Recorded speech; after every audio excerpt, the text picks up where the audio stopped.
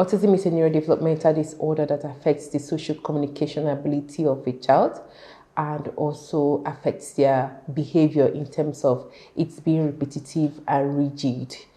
So when it comes to autism, like I mentioned, social communication, they have problems with communicating with other people. Some of them might be non-verbal, that is, might not have any words. Some when they have, they don't use it appropriately, they don't use their pronouns well, or they don't have sustained conversation, back and forth communication with other people. Even though they might name everything in the whole world, but they will not be able to use it in a social setting to converse with people. So when it comes to social aspect of life, they might not have eye contact, poor eye contact.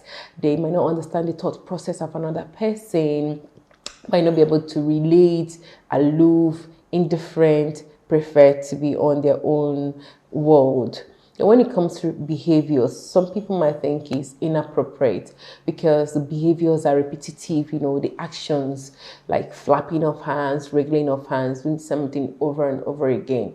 And recently, since 2013, they added another part of another symptom to autism as part of qualifying diagnosis, and that is the sensory issues.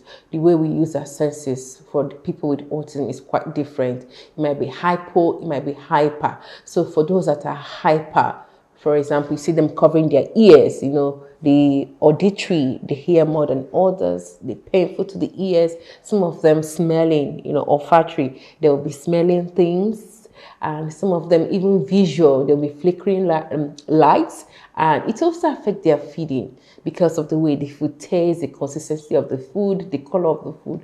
So it affects their approach to life.